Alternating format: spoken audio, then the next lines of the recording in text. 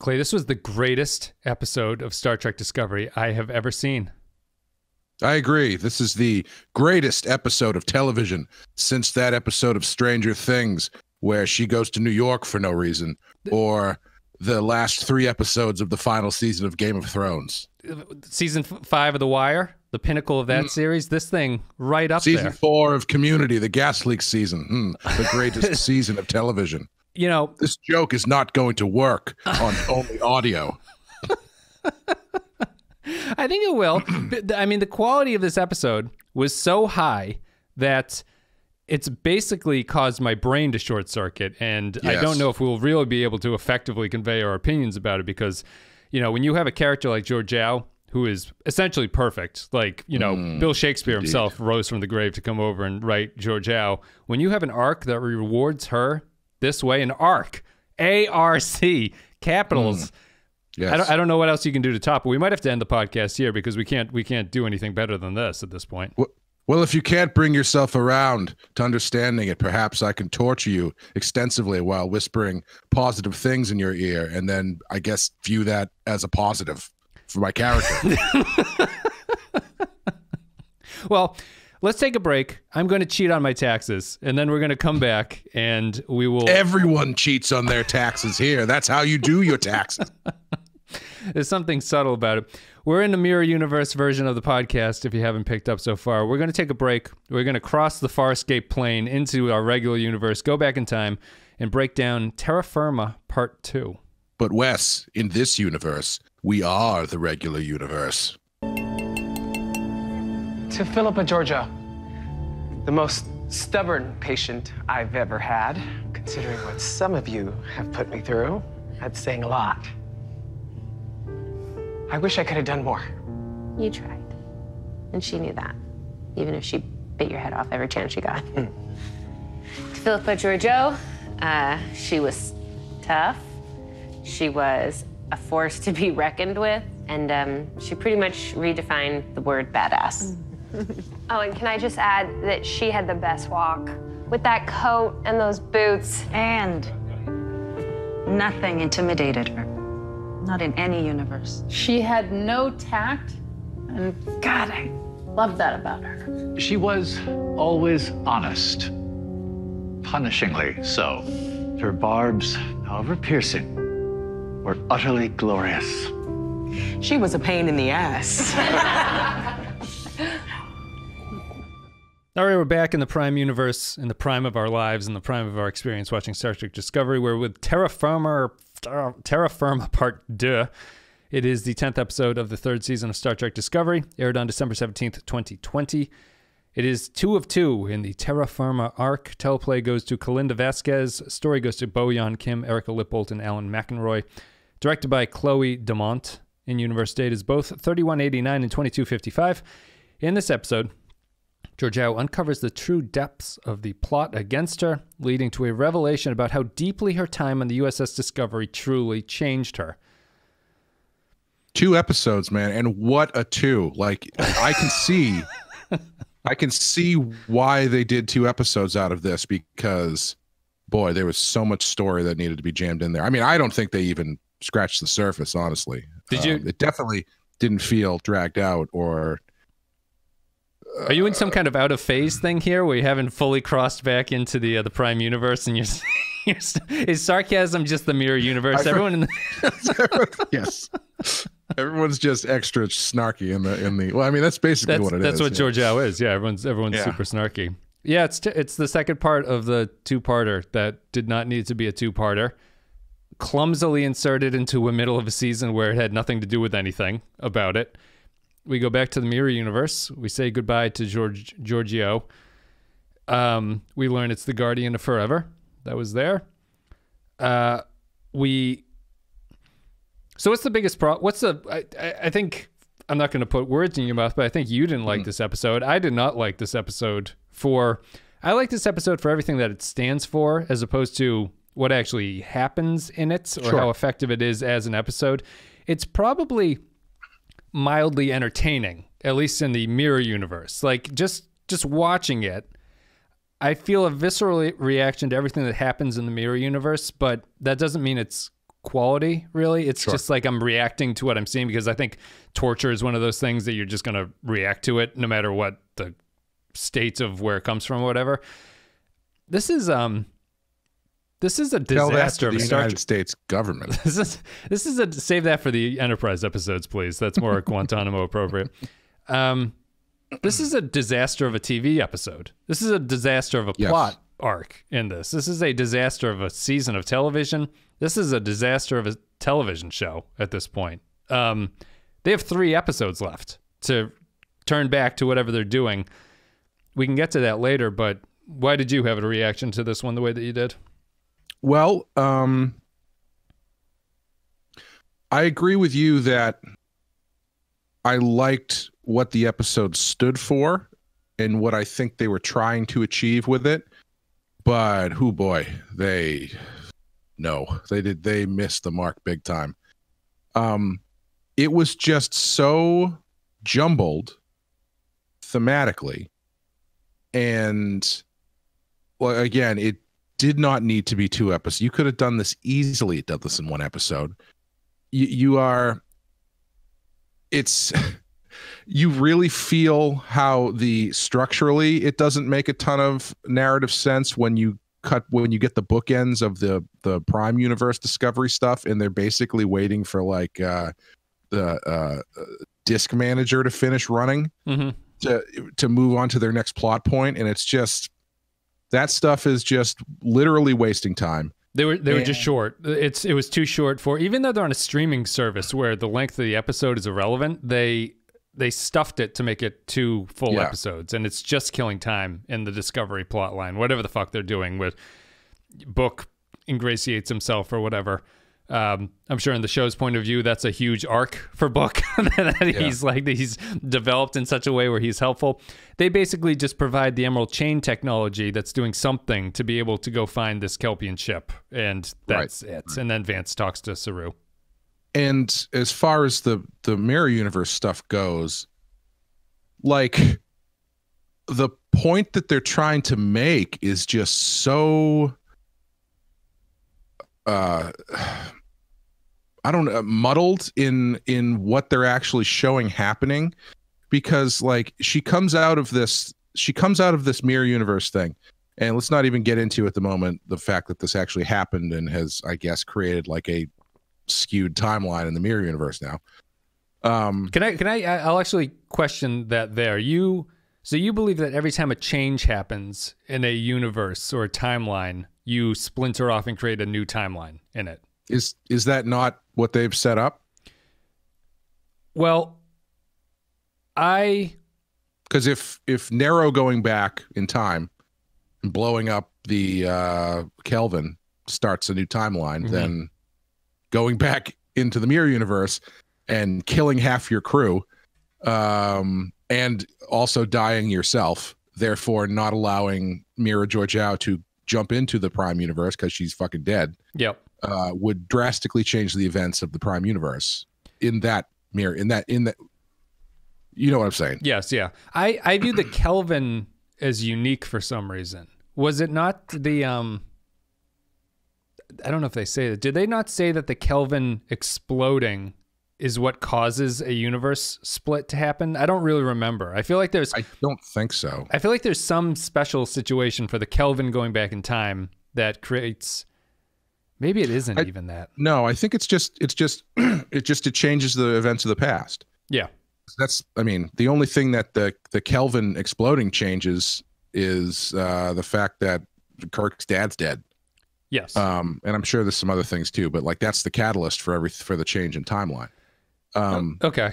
And I don't see why it's any different here. I mean, if you want to go to yesterday's Enterprise, like I say all the time, that creates a different timeline. Because you've got the heavily armored war timeline, which then gets negated when they close the loop by sending Enterprise C back. So yeah, I think it's just different events create new time. That's the version of time travel that they've chosen to go with in the modern Star Trek. And I don't think it's a big deal because I think they are intentionally But then being in wishy-washy. yesterday's Enterprise thing, right? It can't be a different timeline because it impacts the Prime timeline, what they do. Well, that goes back to what I say, where the Prime timeline is actually the darker timeline, because when Enterprise C shows up, it reverts back to the Prime timeline and doesn't switch back into. But that's a conversation for a different show. Right. So you're saying that the Prime timeline essentially jumps the fence and becomes a new dark timeline future in that timeline, right? Yeah, more or less. Yeah. Okay. But I don't think that really matters that much, because they are being kind of coy with the powers of the Guardian forever. Like, the way that they're playing it, I could see it being like, yes, Georgiou did spend all of the events that we see in the mirror universe did happen to her. Her biosigns say she's been there for 3 months, but they didn't actually happen, if that makes sense. Right. She lived the experience, but it didn't have any impact outside of her. They don't say that, but they kind of, again, they're very vague, because while they don't explicitly say that, they also have the Guardians say that the Kelpians are now going to revolt and start a new whatever. So who knows? But point is, the Christmas Carol-esque nature of what they're trying to do here feels very very off the mark, because they're trying to show that Georgiou has changed as a person, but they're doing that through showing that she didn't kill her daughter when her daughter revolted against her, but what she did do is torture her for apparently months, based on how long she said she was there for. 3 months. Tortures her for months while we're getting this like voiceover about a bright future, and she tortures her into subservience. And then, like, that's supposed to be good. Yep. Like, is that supposed to be an admirable trait that she shows she there? She has the line, that's the only way to get your point across in the mirror universe, right? Is that in the mirror universe, the only thing that people respond to is strength. So what does she change then? I would say she doesn't change anything. That's right. What's really strange about it to me, is that, as you're saying, she tortures Michael. She has Michael, so she essentially condones what Michael does, which is to kill everyone else who's been plotting against her. And she does that in the dramatic comm badge scene where she tosses things in slow motion. And the horrible CG on that, or at least the ignoring physics, when they throw a heavy metal thing, it just lands on the desk and doesn't skitter anywhere, it just sits right where it lands. And then she goes back to the Guardian at the end, and she's rewarded for this. What she did was apparently the right thing, which is to protect Michael in the mirror universe. And so she doesn't bring anything to the mirror universe, because their setup there is that the mirror universe is unchangeable. You can't change the perspective of what the mirror universe is, because it's a universe where morality is just upside down, and the only way to get anything done is to engage in the cruelty of it. It's kind of like the criticism of Rage Against the Machine, where people will always say, like, well, if you're so anti-capitalist, why do you sell your CDs? And they'll go, sure. you have to exist in the capitalist system to make some money, and then you can do whatever. It's the same. I guess it's that argument here, but I don't know what that just makes everything irrelevant to what you do. So what's the point of trying to do anything? And if you can't change it, why does the Guardian care at the end that she tried, and she didn't even really try? She engaged in the mirror universe's heavy-handed awfulness. And even when she's like, but I killed my daughter, he's like, you didn't have any choice. It's like, what? She came at you. You were backwards against the wall. What were you supposed to do? Talk your way out? So it's not... She's killing her the first time because her back was against the wall, bad. Killing her this time because her back was against the wall, and she's caused the entire crew to collapse on itself. That was good. That was fine. Yeah. It's really strange. I just don't know what she... it all really comes down to just like the arc for this character is nonsense. There's no arc. There's no, you don't even need a story. Like, I think people sometimes get confused about character growth. They use like the word growth is, I think, the wrong interpretation of what you are supposed to do with a character sometimes. Like, characters do not need an arc of change to be a full character. Tony Soprano did 6 seasons of not changing, and that's the point of it. It's like he's put into different situations, and the character experience shows you what his character is, what his true nature is through these things. But he's always the same. He never grows. Same with Cranston is kind of the same, or in Breaking Bad, where it's revealing what's truly underneath him as a character as you strip away things from him. So it's more about developing a character than it is growth of a character. Growth is the wrong term for some things like that. And I think Georgiou... I was just gonna say, I agree, but I also think that growth is developing a character and then showing how their responses to things change. It's Tony Soprano. They don't always change, though. Some characters are just immovable, but it doesn't mean that they are poorly developed characters. So if you want to distinguish between growth as a character changes over the course of the thing, my criticism is always that people will say if there is no growth, it's not well written. I don't think that's true. You can have a character who does not change at all, and you can be an extremely well written character in that regard, just by how you interact with the settings and the situations that you're put into. Sure. Okay. Yeah. So Georgiou's arc is set up for growth in this case. I think that the character is better designed to show character experience and how the mirror universe, if the mirror universe is unchangeable, how taking a person from one thing into the other is a philosophical grounding of what you want the show to be and what you think that Georgiou's purpose as a character here is to show you the wrong way of things, essentially. They set her up as growth, and they write the ending of her story as if she has grown, but she did not grow. She didn't have a chance to change anything over the course of her experiences because they never gave her screen time, except if she was walking around calling people cocksuckers and kicking them in the dick and then saying, like, now I'm on my way. I would have been fine with the first part. If she is a foil to our main characters and her evilness is just the opposite of what they want to do. They do not befriend her. They do not say, you're a good person, Emperor Georgiou. They look at her and say, this is the person we don't want to be. This is the way we can't possibly be. We need to focus on the better than this. That's how Georgiou is an effective tool. Georgiou is not a character in this series. She was never a character. She's never meant anything to it. And now that you got to the end, they want to wrap it up in a bow as if something has changed with her. And she's fundamentally the same character. And they've shown you that the mirror universe can't really adapt to that stuff. And I don't know what the point of that is, except she obviously has to go off and do her own show. So you have to write her out, and you have to set her up with a thing of, in your new show, Michelle Yeoh, you're going to always be trying to be better because the Guardian told you when he sent you off onto this show that you always have to look for the bright side of life and you always have to look for the better in things. So that's really all it is. And they took 2 episodes to do that.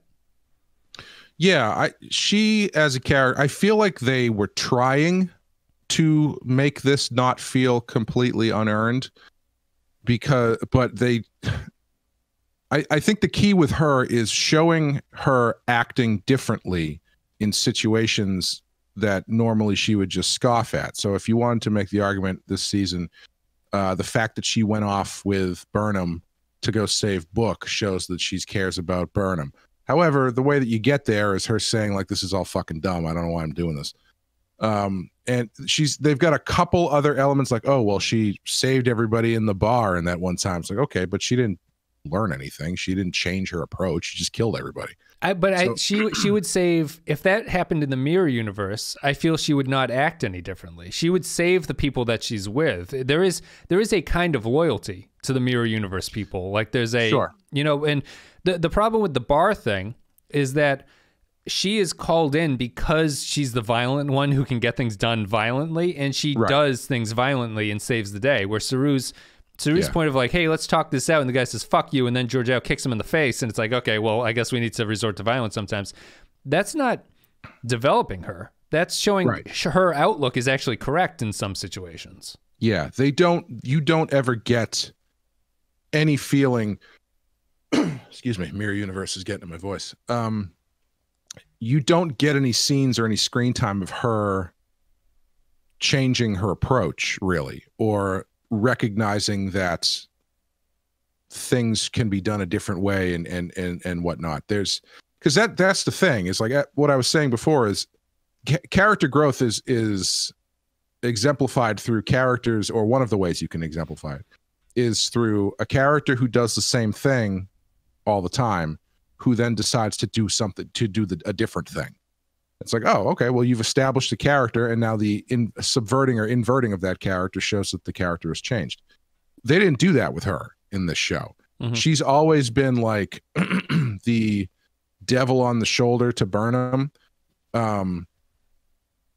And they've never really gotten anywhere past that. Like even in this season, when she's given Burnham all that stuff about like, oh, I see you're coming down to play on my level now. It's like, well, that's not showing me that she has changed. It's showing me that Burnham has changed. Yeah. And it's, they try to, that the culmination of her being placed in situations where she acts differently would be put her back to square one and see how she reacts differently in square one. And I don't know what she's doing differently aside from the fact that she's used to having Burnham around again. So this time she doesn't kill her. I mean, okay, so she acts differently to Saru in the mirror universe. That's fine. I actually thought that stuff was good. Yes. I think all the stuff that she does in the mirror universe is appropriate within the sort of lunacy of how you're allowed to act in the mirror universe. Like her, if this was well written to this point, I would have no problems with the way that she's portrayed in the mirror universe as trying to bring, like, the changes that she's learned have been portrayed in this new universe, and she is forgiving of Saru. She's protective of Saru. She has this new way of thinking, which she never really specifies what her new outlook is. She just tells Michael endlessly, like, I found a new way to do things, without really explaining what that is supposed to be. In the eyes of the mirror universe characters, is that she's weak at this point and refuses to kill people. But it's not she never outright says, like, it's about kindness and getting along and stuff like that. But the stuff that she's doing isn't like, she doesn't kill Michael, sure, but like I said, she tortures her for months. And then afterwards, she's like, okay, great, you're on my side. Now go kill all your co-conspirators. Yes. Like, it's not like that's what she would do anyway. She would execute those people anyway. It's not like now she's doing it in the name of a good thing, quote unquote, as opposed to in the name of ruling the empire or whatever. I feel there's a nuanced way to insert things like that. Like Georgiou, I think it's my point from last week. Georgiou just can't go 100% good because she'll look like a lunatic in the eyes of the mirror universe people. So you kind of... I'm really just surprised that when she puts her in the agony booth, there's no portrayal on Yo's or Georgiou's part where she's doing this because she has to maintain appearances in the mirror universe, and she can't go full crazy, which is to be a fully good person yet at this point. Yeah. And so there would be a little bit of remorse that she puts Burnham in there. I don't recall any looks like that, any close-ups on Yo where she's like, I can't, I'm sorry I have to do this to you, but this is the only way that the rest of these guys aren't going to try to cut my head off. Yeah. Everything that happens here makes sense if you did not skip getting to this point. That's the problem with it. It's like I'm kind of okay with the portrayal of stuff, even though they don't perfectly execute on the fact that she has to be somewhat violent in the mirror universe to not be called out. Mm-hmm. It's just the fact that there's been no storyline where, within the context of this series, I view Georgiou's change as she realizes that interpersonal relationships can be built on something other than mistrust and violence with each other. Mm-hmm. Sure. Like, and this show is so into the interpersonal, like, let's be friends stuff, that's the direction where she and Prime Burnham gradually develop a trust and a camaraderie between each other. In my subjective opinion, there's been nothing like that. Georgiou just tags along on any storyline that ever happens, and it's just there. And down to the point of, if you're going to send her off in this season this way, I'm not even sure why she came through the time jump in the first point. Like, just leave her in the past and have her be a Section 31, and then show development not from coming back to the mirror universe, but from learning what it takes to live in the Prime universe at that point. Yeah, that's how it should go. Yes. It's silly. Yeah. Yeah, they've. I think part of what you're talking about too is really exposed by the fact that they did stretch this into 2 episodes. Because I feel like if you crunch down exactly what's going on here into a single episode, it probably works better because you don't have to deal with, well, didn't she just cause the murder of an entire group of people on her ship? And now, you know what I mean? Like this.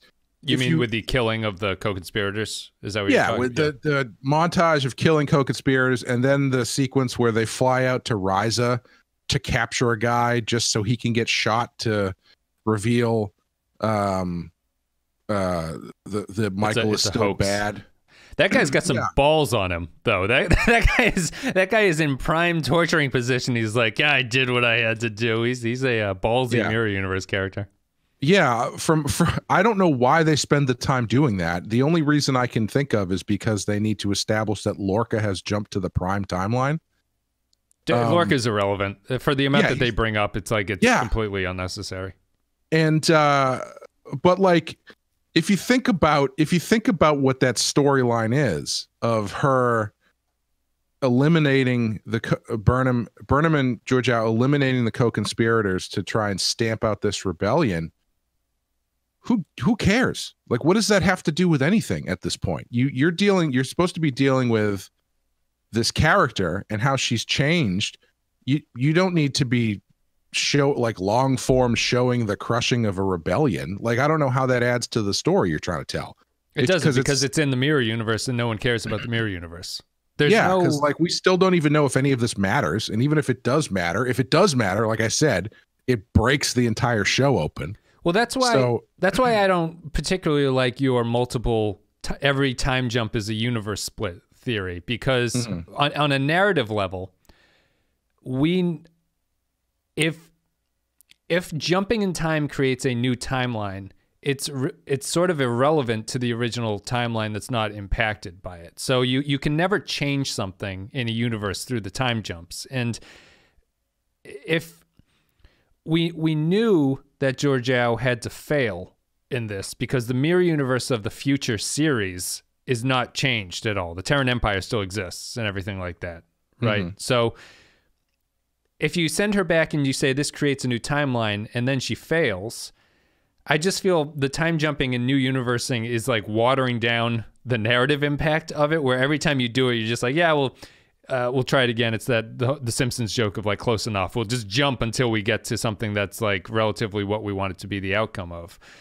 I just think that the reason that it's flawed and why jumping her back to the Mirror Universe to show this instead of keeping her in the Prime Universe and having the character actually learn something in the Prime Universe is that the Mirror Universe is totally irrelevant to anything. Like, we know it can't be changed, and we know that if we go back there, I don't care about the characters, and you can just kill them, and it doesn't matter anymore at that point. It's just so strange to take your story and try to ground this character that you're shifting into something else and put them in a setup where none of it matters. It's totally irrelevant, and the only thing I'm supposed to care about is that she quote-unquote tries to do the right thing in it. Yeah.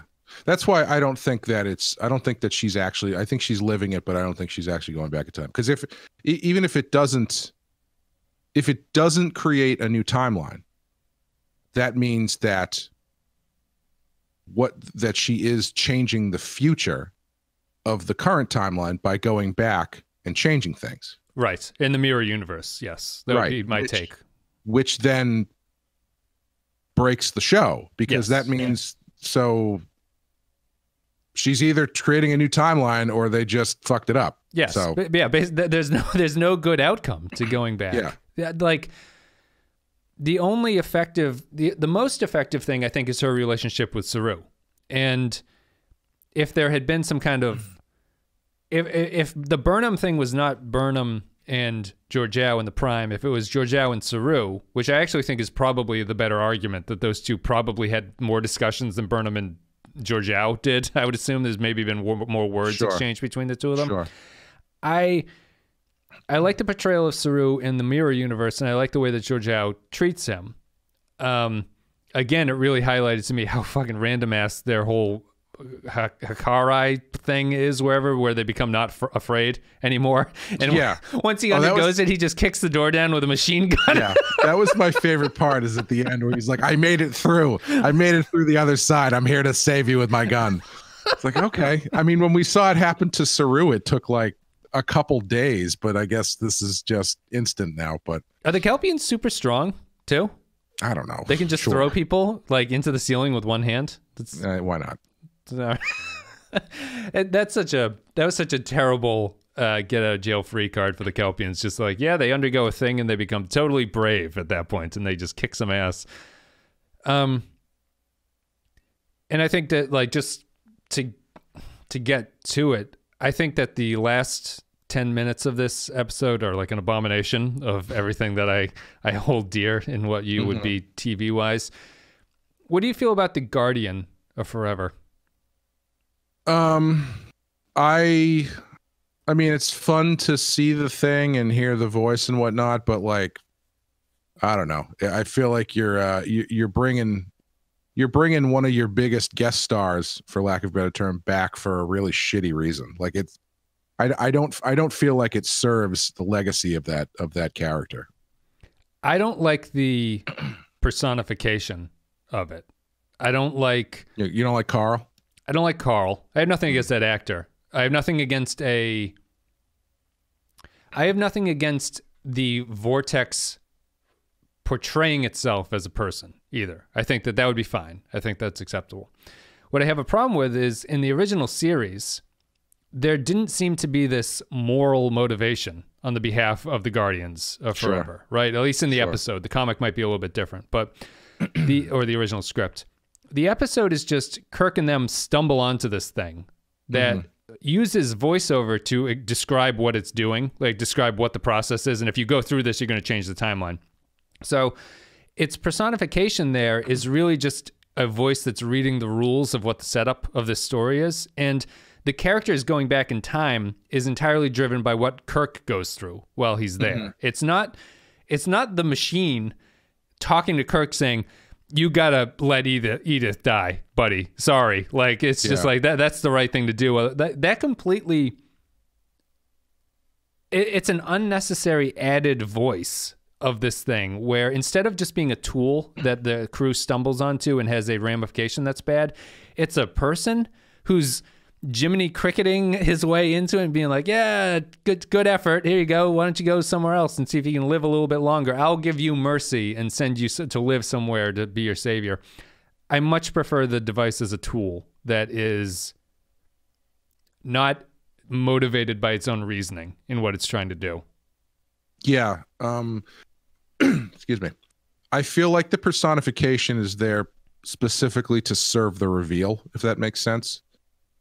Because I think you could, well, I don't know, I guess you could do it the other way too. But I was going to say, because if you show up there and you reveal right away that it's the Guardian of Forever, the same way that they do in the original show, where he's like, this is the case. If you go through, who knows what will happen?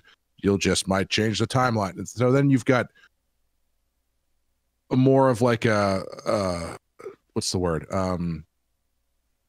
Tension as to whether or not putting Georgiou through there is going to fix it and stuff. Like it kind of comes back to the problem that I had with the last one. They don't establish whether or not any of this is real or if it matters. So it's really tough to care about anything that's happening. Right. But if you know going in that, oh, it's the Guardian, and she gets pushed in and she shows up back in Terran whatever, 9,000 years ago or 1,000 years ago before they crossed over the Prime universe, then it's like, oh, this might actually have some stakes to it. Well, to me, it's a distinction without a difference, because he's not just in the original, in the TOS City on the Edge, Kirk goes back to his timeline.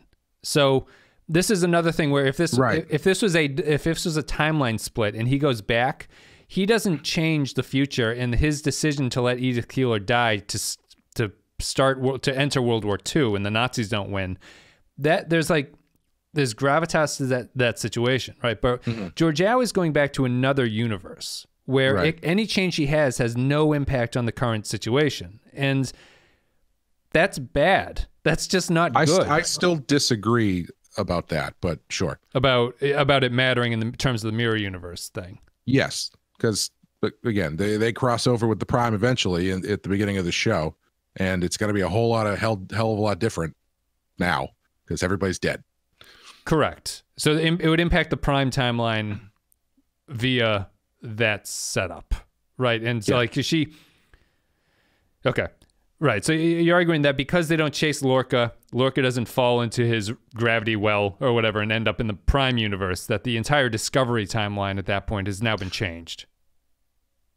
Yes, I do think Lorca they make mention to the fact that I think Lorca has already crossed over. Oh, he's already gone in at that point. Yeah, because I feel like that's the only reason they find that guy is so they can go, where's Lorca? And he's like, oh, he's a long way from here at this point. Sure. So then I guess the difference is they can't, in that new Discovery timeline, they can't go capture Georgiou because she's already left that place. She's dead. Yeah. She's dead, and Stamets is dead, and so the stuff that happens in season 1 when they go back to the Prime, the mirror universe, can't happen now. This is all very interesting, and I agree it's bad. Like I do want to be clear, I don't really have a problem with that. I can ignore that kind of stuff. It's now that I'm thinking about it, that is kind of bizarre that they did that. Yeah. Like I said, that's why I think it's supposed to be lived experience, not actual experience. And that's not what the Guardian did in no, there's flexibility, but I don't think it matters. The only way it matters is in the TOS way of doing it. I think based on that article that I read, there's an article with the writers of Inverse.com, right? It says the Inverse.com. You can search for interview with Boyan Kim and Erica Lipple, where they talk about what they wanted to do originally. Yeah, which a bit of it is fairly telling because at first I guess they wanted to use Q. And Carl would make 1,000 times more sense if he was Q, because this is something Q would do. Yep. But they also say, well, the Guardian of Forever only shows up once, technically twice if you count the animated series. So there's a lot of wiggle room. He contradicts himself in the animated series to the original setup, so they have flexibility to continue to flex him a little bit because he's already been shown to be unreliable. Yeah, so they have more latitude based solely on the fact that it only shows up once, technically twice. So I don't really have a huge problem with them deciding to change it up a little bit or give it different powers, for lack of a better term. But I do agree with what you're saying, where it's like it is a weird thing where if you're using, that's why I say I feel like it's kind of a unsatisfying use of a guest star or an old character, because you're not using that character the way the character has been used. I guess you could argue it's been 1,000 years and people change, or the Guardians of Forever change. Doorways change, Doorways change. But yeah, I don't know. I don't know if it's the way I would go. I didn't find it as satisfying as a lot of other people did. No.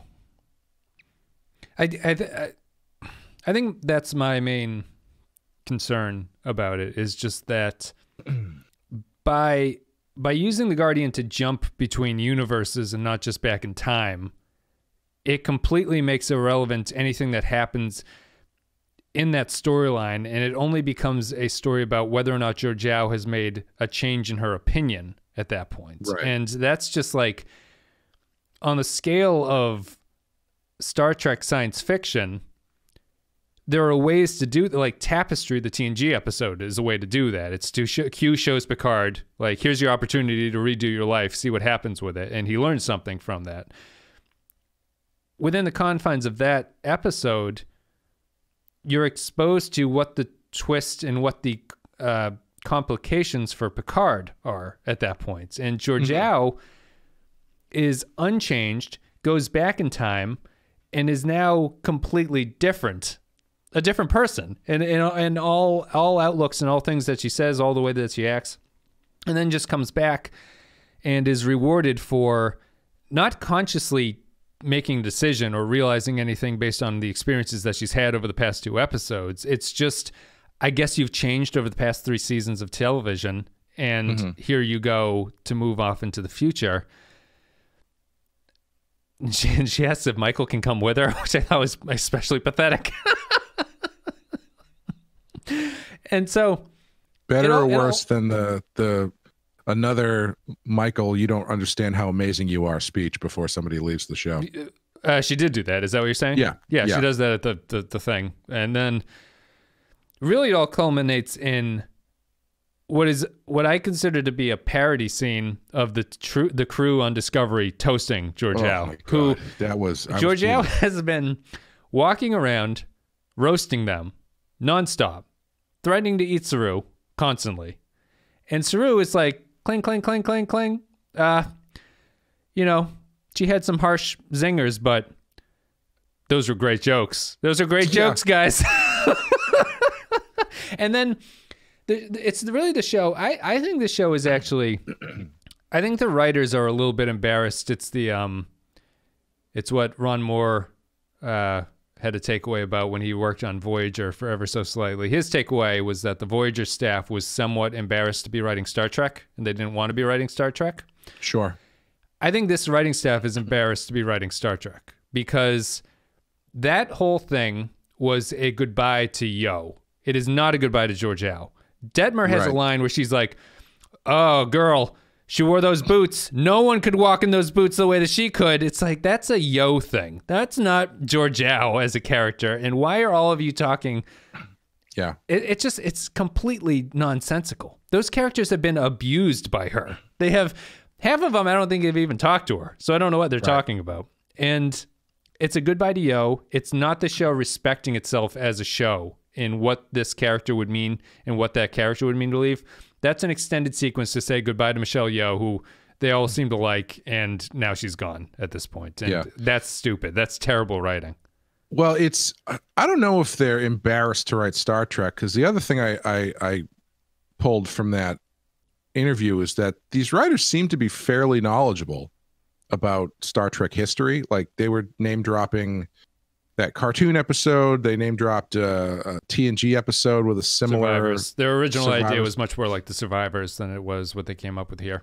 Yeah, so it's not like they're illiterate to the franchise, but that is not really translating into writing for the franchise. It seems to me like it's it feels like a show that is, the cast is really close, and that's where the writing decisions come from. Yeah. Like, the cast is a family, and so they write it as though the cast is a family, irrespective of whether or not that's reflected in the show. No, I was looking at Twitter. That guy who plays the Andorian, he's married to Mary Wiseman, who plays Tilly in this. And no kidding. He was just tweeting about, like, the guy who plays Book. He's just like, what a man, great man, had a great time. It's like, you guys had, like, so I imagine their separation would be written based on that, as opposed to the sentence of dialogue that he shared with Book in this current season. Yeah. It's like, maybe the cast is close. I don't know where this is all propaganda and where it doesn't begin, but it definitely seems to be treating the production as more of the points and the more fun than it is the finished product, I think. And I see that in the scripts, and I see that in the way that these characters are written out from each other and the way that they interact with each other.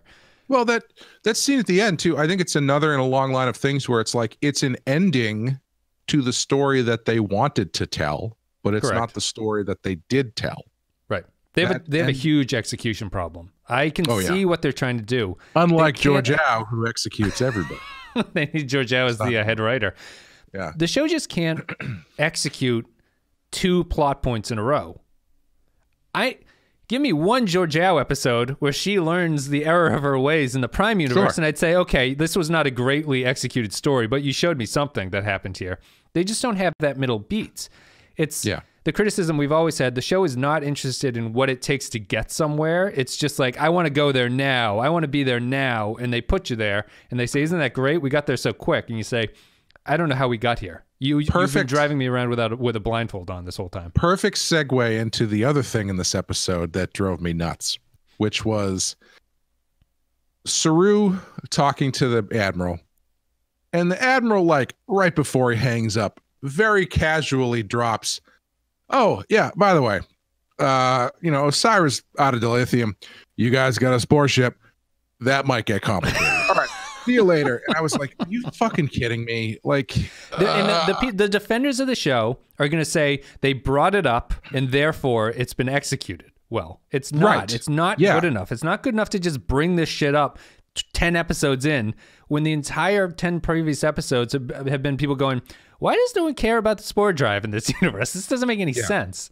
That's why when we were talking about that before, I'd seen multiple people respond with, well, there's still time to do that. It's like, well, there's not really time to do that anymore unless you do like 1 or 2 episodes about it. And the way they're going to play it is like it's the culmination of this massive story that they've been telling for 12 episodes, which it's not.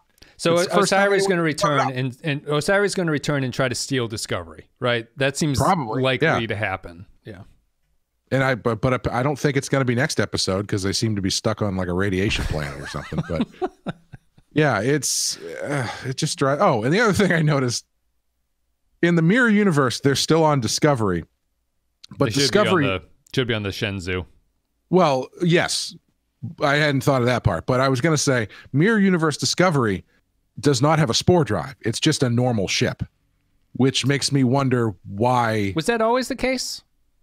It was the case in this episode because they're like maximum warp to Ryza. They didn't black alert to Ryza, so there's no reason to assume that they have. That's a spore true. Drive. Although the what they do is they go to warp for maybe a 10th of a second, and then they stop, and you hear voiceover that goes, "We're there." So I don't know if they were just right next door and they don't need it because Discovery does have a warp drive in addition to its spore drive. Right. Which that's fine. I don't think unless the argument is, well, she killed mirror universe Stamets so they can't use the spore drive or something. But unless they establish, let's put it this way, unless they have established previously that Discovery does have a spore drive and I'm not remembering it, there's no reason to assume based on this episode that it does because they don't use it. Right. Yeah. Yeah, I would agree with that. That's the other strange thing about going back to the mirror universe in this episode is that I'm surprised, but I shouldn't have been. It doesn't connect to the it doesn't show you a mirror universe thing of this 1,000-year future as what this is meant with all the dilithium running out, you know? I don't know if there's a good connection there to be made. No, I don't know. I don't think that would just get too complicated, I think. What's the point? Well, my counter would be, well, what's the point of sending Georgiou back? Is other than to get rid of her in a way that this is like this character has learned something. You're kind of between a rock and a hard place, and it's like if you're going to go back, I don't think they should have gone back to the mirror universe at all. Is my takeaway? No, I don't think so either. I think it's part of part of the thing that bugs me about the Guardian of Forever bit is I don't know why the Guardian gives a shit about any of this. Yeah. Like there's no. That's my personification problem. He should not. He should not care. He should be indifferent to this. Like, there's no stakes involved other than Georgiou's survival as Correct. to whether. Sorry, all my voice activated shit keeps jumping out at me.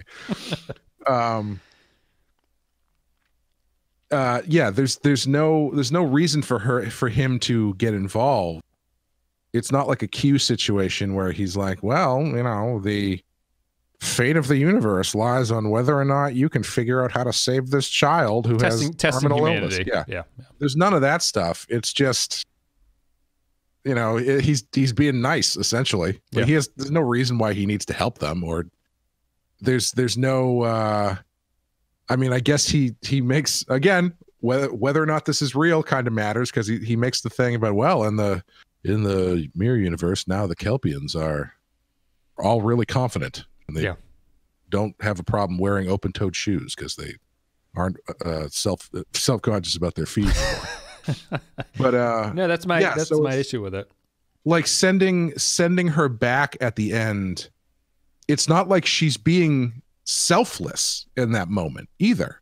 Like it's not like she's going back into this portal to serve some higher purpose that she wouldn't have served 2 seasons ago when she was Emperor Georgiou. She's not sacrificing herself. Right. She's just choosing to saving the future. She's not saving Michael. Yeah. She's just choosing to walk into an unknown energy field, and who knows where the hell she's going to end up. I don't know. They leave it as a mystery. Even Carl's like, oh. Like, so instead of saying when she's like, imagine if they had set it up this way. So she goes in, she gets sent back to the mirror universe, and then she comes back and she's like, what was the point of that? And he's like, well, the point is that you tried to be different, that you have changed, blah, blah, blah. And she's like, yeah, so what? So how is this going to help me not die? And he's like, well, there's a point in history that needs someone like you.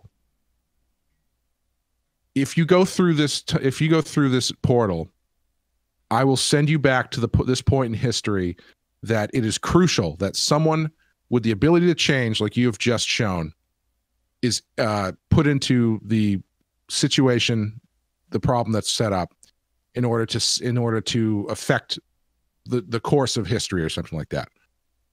And so then you've got this element of kind of talking or walking for Georgiou, where she's like, well, I don't want to do this, but I have to I'm leaving everything I know. I'm sacrificing myself. I don't know what's on the other side of this, but I'm going to do it because I'm a changed person and I've decided to think about people other than myself. Yep. They don't do that. It's just, I just picked a point in the timeline where the two universes are close together, so your brain won't freak out like it is. Yeah. Jump in whenever you're ready. No big deal. Feel free to hug it out before you go. Yeah. Like there's no story there. There's no story. It's just doing it for the sake of doing it. Like even if the Section 31 show never happens, you at least have set up this idea that Georgiou is going on to be bigger than herself. Right. She's playing some role instead of just the Vulcan goodbye. Yeah. Yeah. Yeah. Because it's all about the teary goodbye. It's not about serving story. It's all about hugging and talking about how great we are. Yeah. Yeah. I don't think I have much else to say. Just before we go, I just wanted to stress that it's pretty much everything that's wrong with Discovery is this episode. And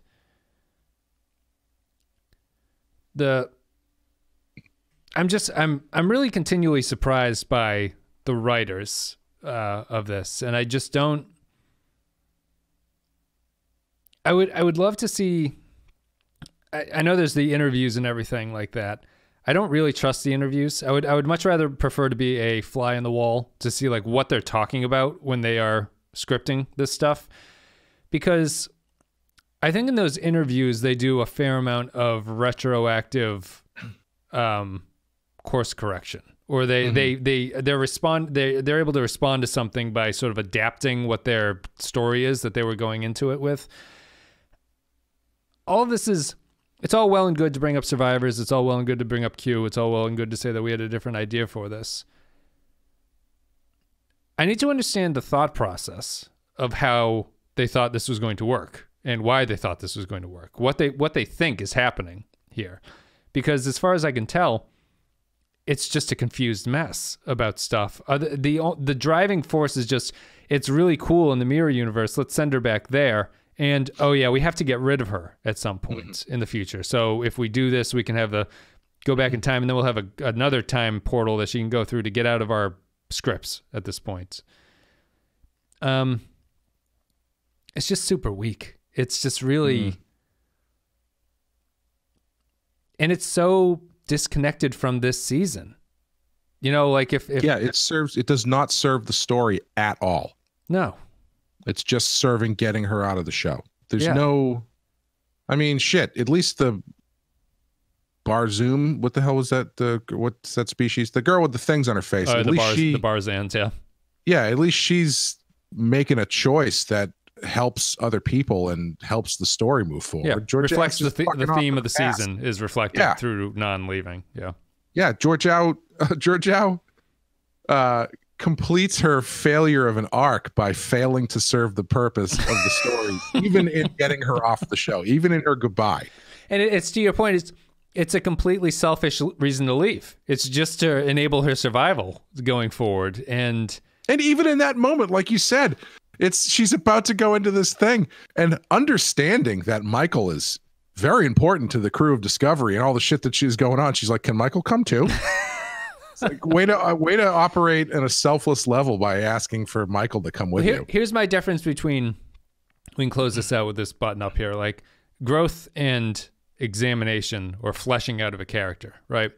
If Georgiou's decision to save herself using this time portal was driven by the selfishness of getting back to the mirror universe, that's a better ending for Georgiou, I think. Sure. If you're going to say that the mirror universe can't change and the only way to get through to people is to torture them and basically treat them exactly the same, they only respond to that. Georgiou somehow betraying Discovery, using this to go back in time, gets her off the show, and demonstrates what she has said in the mirror universe to this point, which is that you can't be like the universe just can't be reconciled. It's too different. There's no way you can save these people. And if you can't save them, I don't understand how she has been saved as a character. Like her whole point is that people of this universe can't be adjusted. Yet she's somehow adjusted. I would just have her go out, be a pure villain. Just be like, screw all you guys. I'm off to do my own thing. I'll see you guys later. But or even, I mean, she's so passive in all of the stuff leading up to going through the door. It's like trying to convince someone that it's time to go to a nursing home. Like if her thing was like, let's say they get to the Guardian Forever, right? And he's like, hey, I got this door. Where do you want to go? And she's like, send me back to where I came from. Send me back to the mirror universe. I hate this place. I need to go back to where I came from. He's like, are you sure that's where you want to go? And she's like, yes. Monkey's paw situation. That's where I want to go. So she walks through the thing. She gets sent back to before everybody's dead. Now she's got mirror universe Michael still alive. She's in this position. And now once she's there, she realizes, oh, fuck, I'm not this person anymore. This isn't what I want. So then you have to deal with that instead of just throwing her there. Yeah. And for no reason, well, until the problem, we figured out in the next episode that's like, oh, that was just to show that you are more sadistic but less murderous now. The problem there is that you could have done that a couple episodes after Georgiou had joined the show as a mirror universe character. Like if she somehow relatively quickly in the series develops a way to go back and sees that even her limited time in the Prime universe has changed her, I'd be a little bit more understanding of that. But the point here is that all this time has passed and she's different, but you haven't seen any of that. And I'd be more forgiving if they didn't have the time to do it, but they sent you back as a kind of episodic story of the week where she goes back and is really highlighted by how different the Prime universe is. But your key to your point, she chooses because she wants to go back to the mirror universe. She wants to go back home, only to find out that she can't go back anymore because she doesn't belong in that universe. At that point, I feel she can exist in the show and still be a mirror universe character who is driven by a mirror universe brain, you know? And I think that that's a character with conflict that can exist in this universe, but yeah, it's not going to happen. Yeah, I mean, the only thing I can hope is that they do keep some sort of conflict in her moving forward, because otherwise none of this had any point to it. Because right. I imagine she's going to be a dark agent in Section 31. She's going to be the, underhanded. I honestly don't think her characterization is going to change at all. I think it's going to be written the exact same way. It's just that now we know that she's comics. Actually sure. insult comic karate person who but now it's going to be like, oh well, she's a good guy now. So we all know that she's a good guy and she's changed. We're not going to show that ever. Yep. It's just going to be the same personification, but because of this one episode, it's like, oh well, she just has changed so much. They're never going to bring it up again. Yeah, we're not covering Section 31. So if that show ever happens, it can go fuck itself. That would be the best show that's come out in the last 30 years. So the one other thing I did want to mention is that, oddly enough, in retrospect, so I forgot to mention this last episode, but I was going to say I actually could not believe that Burnham didn't follow her through the door. Like the way that she jumps into the trill pond a few episodes ago to make sure that she's still front and center. I couldn't believe that Burnham didn't dive through the door with her. After watching both episodes, I kind of wish she had. And they had come into the time where Burnham had. Where would you'd insert them right where Georgiou kills Burnham, right? Nope. Same place that they show up. Now you've got both Burnhams working at the same time. You've got evil Burnham and you've got good Burnham. And now you've got Georgiou having to deal with complicated feelings about both of them and all that kind of stuff. I think that might have been kind of interesting, actually, but it's probably for a different show. I guess we're done. Thank you very much for listening to the show. Thank you for supporting us. You can support the show at patreon.com/thepensky-file. A couple dollars a month gives you extra podcasts. You get the ability to vote in the polls about what we talk about. You get commentary track videos, blah, blah, blah, blah, blah. We're talking about Christmas in Connecticut this month and Attack the Block as our two movies that we are going to be covering. Those are only available on Patreon, patreon.com/thepensky-file. And as always, a special thank you goes to Ben Douglas, Tark Latif, Joint Mango, Kyle Barrett, Mike Burnett, Matthew Ross, Andrew Chola, Carolina Doomsday, Nathan Elliott, Sam McCuster, Matt Cutler, Nick Sergey, Grim Santos, Sean, Christian Pouch, Bradley Killens, Dwayne Hackett, Chris Tinsley, Joth Moss, Kevin Reyes, Jordan Cooper of All 13 Hero, Rune Vendler, HH28, Stephen Minton, Nick the Rat, Derek Zajac, Paul Orozco, Jacob123, Poindexter G, Groppler, John Zorn, Mike Harris, Eric Santuan, Kevin Lowry, Captain Brazen, Jakey's Gamer, Patrick Seba, Corey Martin, William Seisler, Soylent Blue, Zane Majors, and Dave Davies. Thank you very much. Death of a Clown. Death of a Clown. It's a good Dave Davies song. Death of a Clown almost happened in this episode. We're done with Discovery. Terra Firma Part 2. I don't really know if I have anything else to sum up with. I don't. There's 3 episodes left. I, even more so than last season, I have no idea how they're going to wrap this up. Yeah. I've seen a lot of people saying they think the burn is going to extend into the next season. I can see that. I was just about to ask you. I don't think they're wrapping everything up this season. I think they're going to learn what the cause of the burn was, but we won't know what that means until next season. Okay, I could believe that. Man, the burn has been such a shitty plot line.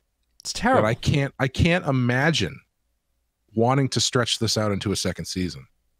The burn is fundamentally broken as a narrative construct. It's just not. It has had no impact on things. Like it was a setup to cause. The only thing that the burn does in this universe is it causes difficulty getting places, which our ship gets around, and it hasn't. It's like the writers forget what they did a couple scripts ago. Like we walk in, it's like the Federation. Who? I haven't heard the Federation be mentioned in 100 years. Oh, they live over there. there's a lot of them. 2 episodes later, you're like, hey, we're the Federation. Everything seems good. We just have trouble getting places. How about you go places for us? And it's so strange. It's just the burn is fundamentally flawed as a primary driver of conflict because all it is a technical difficulty that they're having getting around, and it's changed nothing else in this universe, really. And it's not even a driver of conflict. Nobody seems to give a shit. Yeah, no one cares. Yeah. The only people who care are Discovery. Nobody else cares. They're bummed that dilithium doesn't exist anymore, or at least is not in the way that it was before. But it's not like they haven't been doing investigations, as you said. Yeah. They're not investigating what the source of this. Michael Burnham figured it out in 2 weeks by driving around to get the black boxes. Yeah, and nobody seems to care that much. Like Osira, if you wanna go with that, is at least. She doesn't give a shit. She's more concerned about the future, the fact that there is no dilithium, than she is about what caused it. Yeah. It's not like finding it out is going to somehow in my opinion, that's problem. the correct outlook of this, actually, is that the cause of the burn, the only thing I'm interested in this season is how they think they're going to tie the cause of the burn into a greater narrative conflict there, because I don't see any connection to it. I don't see that there's any reason that you can link it to something that will make me go, oh, that's interesting, and that will push the story forward. It's just going to seem like, oh, that's a fact that happened. It doesn't change anything about where we are at this point, but it happened. Yeah. Do you think that there's any time travel shenanigans afoot that we're leading up to involving them preventing the burn from happening? Like, do you think they're gonna go back in time and that's the only outcome. Turn the oven off so that first ship doesn't explode. That's the only outcome, right? Is that if you can, if you figure out the cause of the burn and there's a remedy to it via time travel, that's the only reason why finding out the cause of the burn matters, in my opinion. And if they do that, yeah, that just, I don't know what that does. It doesn't do anything. I think that's the problem. It resets the universe, and you're now 1,000 years in the future with no driving conflict anymore. Right. And you've also created a new timeline. And a new timeline. So we're up to 50 million timelines in Star Trek's history so far. They shouldn't have brought that up. They shouldn't have. Okay. The only thing I think that they try to do to differentiate is that they refer to the Kelvin timeline as an alternate universe, but they do say that it was caused by a Romulan ship going back in time and creating a new universe. Yes. If they hadn't done that, I think it would be a lot easier to swallow whether or not new timelines are being created, X, Y, and Z. Because the minute you put a cap on what's actually happening, then that means some things do happen and some things don't. Yeah. So because I think if you are establishing the fact that going back in time and changing the history causes a second alternate timelines, then that really brings into question how the temporal war worked. Right. Because if everybody's going back in time trying to change the future, like that episode of Rick and Morty, and every time you do that, you create a new timeline, there's really no way to have an effective war. Yeah, that way. It's a very you're not changing anything. It also it doesn't give the party of the universe that is sending someone into another universe a good motivation as to why they would do anything, because their world doesn't change. You know, if you're assuming a timeline split, you're just saying go save those people over there. In your dark timeline, you're saying go over there and save other people that I have no relationship to and save their timeline and cause that to be fixed. And I will stay in my horrible timeline over here. And yeah, it's all very technical and all very kind of irrelevant in my opinion, but it's something to think about. Yeah, I think I've said it before. That's the problem when you do large scale time travel stuff. Is time travel is basically only works with one point of view character, because it changes the future or the past for that one person. Because once you start extrapolating that out, it's like, well, and this person goes back and creates a new timeline. That doesn't fix the Terminator universe. The Terminators still kill everybody, but they've created a new timeline where John Connor gets to live a nice life, I guess. Yeah, in a series like that, I think that's not splitting a timeline. I know. I was just using that as an example. I didn't know if I was missing something where Terminator actually says that they're creating multiple timelines, and that would that's actually a line that they have not crossed, I don't think, in that one. Well, that completely undoes everything. There's no reason to do anything if you're not impacting your timeline. Okay, well, we're done. Patreon.com/thefile. I can't remember how it works in Terminator Genesis, because they go back into the first movie and they do things differently. Like they go back into the 1984 Terminator, but there's a T-1000 style Terminator, and Sarah Connor's already a badass. Yep. And I don't know if that is supposed to be an alternate time. I don't know. That movie was terrible. Do you have anything you want to plug before we go? Next week is our big Christmas episode of Rotten Horror Picture Show. We'll be covering 1974's Black Christmas, the proto slasher film that is a good watch. Highly recommend it. It's on Shudder right now. I think you might actually also be able to find it less than legally on YouTube. And this past week we had a new badass come out, which has Sean's biggest self-owned foot in mouth moment of the show up to this point. So make sure to check that one out. Listen to Sean embarrass himself. I think it's at minute 9 of the podcast. If you're interested. I don't mean to use this as an advertising, a promotional thing. If you join the Patreon at $10, we'll take a video of Clay kicking Sean in the balls, and we'll post that for you. No, it's just fun. I mean, it's a funny moment. That's on Badass. It's like when you're in an old TV guide where it's like Perfect Strangers. This week, Balky falls down 2 flights of stairs, and you're like, oh, I got to see that. It's the same kind of thing. I mean, if Sean wants to defend himself, it's just that he does so much work that how is he supposed to remember everything that's happened before? That would be my defense. To be like, listen, I'm churning it out here. I can't possibly remember my bank statement from 3 months ago. What happened there? No, that's fair. I mean, I don't remember what happened last episode on this show. So. That's why we have to record the podcast the day after we watch the episode, because otherwise it's just it's faded away. Very true. Yes.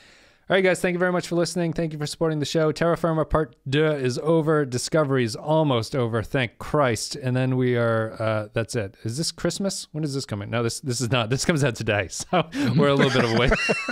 We're a little bit away from Christmas. We'll see you next week with Discovery continuing and everything else. Thanks very much. See ya.